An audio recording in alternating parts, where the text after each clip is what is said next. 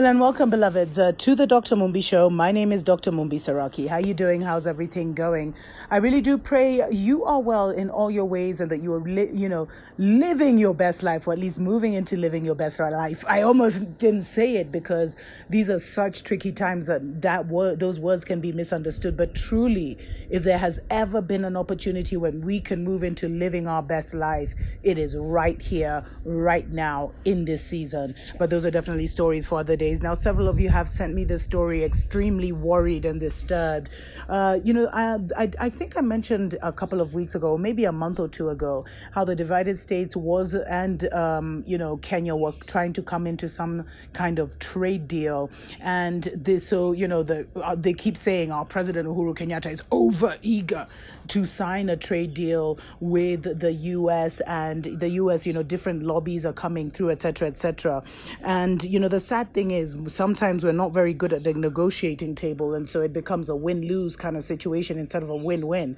But those are stories for other days. So, an alarm has been raised here in Kenya over what over claims that a part of this trade deal between the divided states and Kenya will include dumping used plastics in Kenya, or Kenya importing plastic waste, and they try and say it's for recycling and it's for this and that, but only 10% of plastic ever gets recycled. So literally, what when these stories come out, you realize what has been happening under our noses for such a long time without us knowing. The kind of private deals that governments have signed, where various African nations have actually signed contracts with governments where they send their garbage to us, and we find a way to either dig a hole in the ground and put it in there, or we pollute our environment, so they send their pollution to us.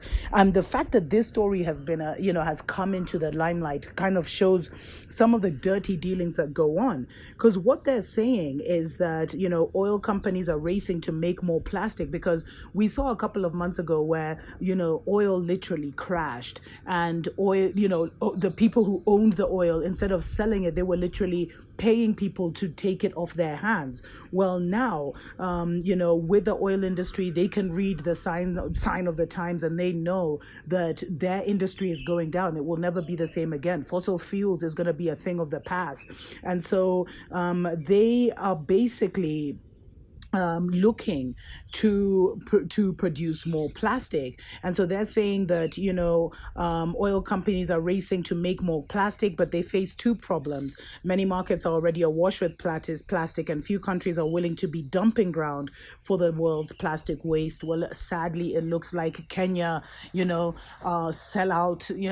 our sellout leaders may actually make us. Can you imagine if we become the dumping ground? Because Kenya, I think if it was, maybe 2 years ago, we actually banned the use of plastic bags, etc., etc. And so now what is happening is that these U.S. companies are trying to arm twist Kenya. I swear it sucks when you're a beggar, man. Or when your leaders make you a beggar, you know what I mean? So now these oil company lobbies in Washington, D.C. are trying to arm twist Kenya to reverse its strict laws on plastic, where it reintroduces plastic, and then to also convince us to allow the U.S. to send us their plastic waste so that we can, pollute our own environment. It's sick, the things that are for paper money. Don't they see that the dollar is collapsing? Aren't they aware of the seasons and the times when they're signing these kind of deals? So allegedly, according to documents reviewed by the New York Times, an industry group representing the world's largest chemical makers and fossil fuel companies is lobbying to influence the divided states' trade negotiations with Kenya, which they call one of Africa's largest economies, to reverse its strict limits on plastic, including a tough plastic plastic bag ban. Oxymoron. It is also pressing for Kenya to continue importing foreign plastic garbage, a practice it had pledged to limit. So we've already, for years, been importing foreign plastic garbage. This is a shame on our governments, man. Seriously, this is sick.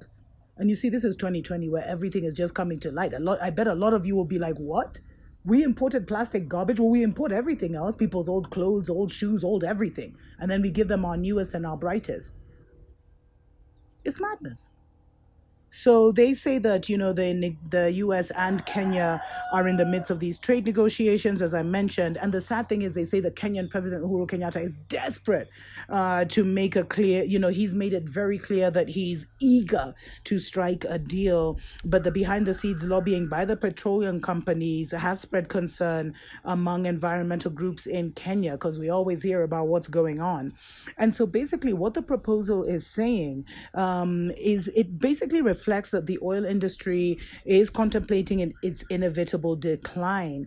And the reason that the oil industry is pushing for plastics is because it actually has invested, I think the oil industry has invested more than $200 billion on chemical and manufacturing plants in the divided states over the last decade. But the United States already consumes as much as 16 times more plastic than many poor nations, engineered poverty, maybe. And so you see what's happening now is they're trying to kind of dump their excesses on us. And what it looks like, Kenya has already been taking this in for a while. And what they say is this guy called Ryan Baldwin, he's a spokesperson for the American Chemistry Council. They were actually seeing Kenya as the gateway to Africa. So they were like, no, we'll start with Kenya. And then through Kenya, we'll dump our plastic waste in other African nations. But I'm glad to see that our people are actually, speaking out against this. May it not happen for real. May it not happen. And may things like this, where we are the world's dumping ground, stop. May they continue to be exposed until they stop. And kudos to the environmental organizations here in Kenya that are fighting this menace. Until next time, beloved. Tuko pamoja.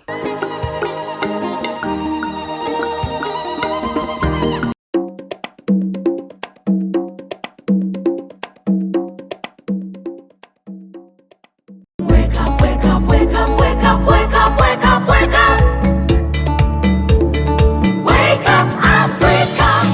Hello and welcome to Africa Watch on the Dr. Mumbi Show. My name is Dr.MumbiSeraki. How you doing? How's everything going? I pray you're well in all your ways and that you are living your absolutely most amazing life. Now, there's this huge campaign across the world to kind of, ban plastic bags or ban the use of plastic.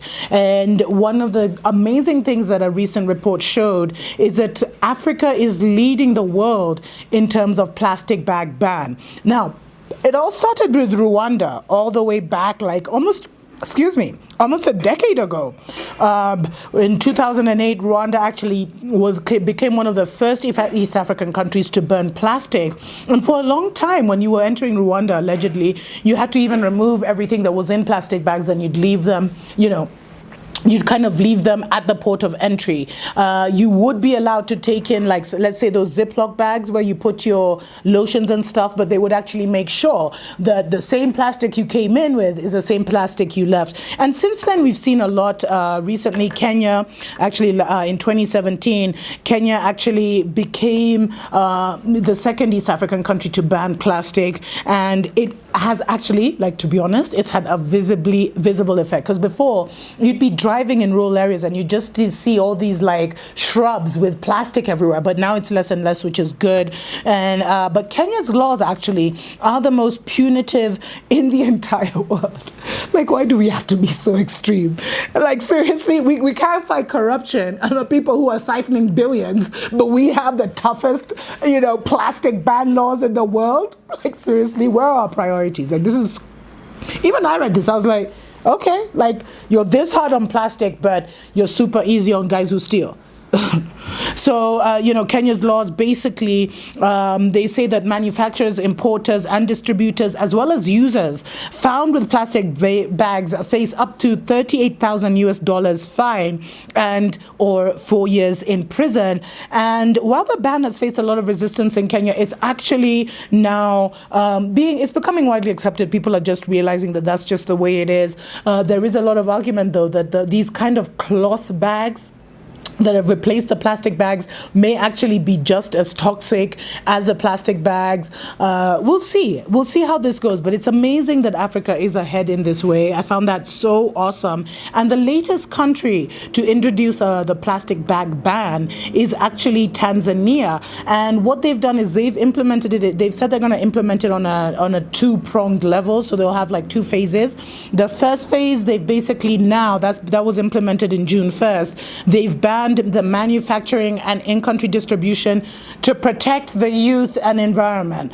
And then the phase 2 will actually extend to tourists, where tourists will be forced to leave their plastic bags at the port of entry, and if they do go in with any kind of plastic to hold their toiletries or whatever, they would be expected to leave with those.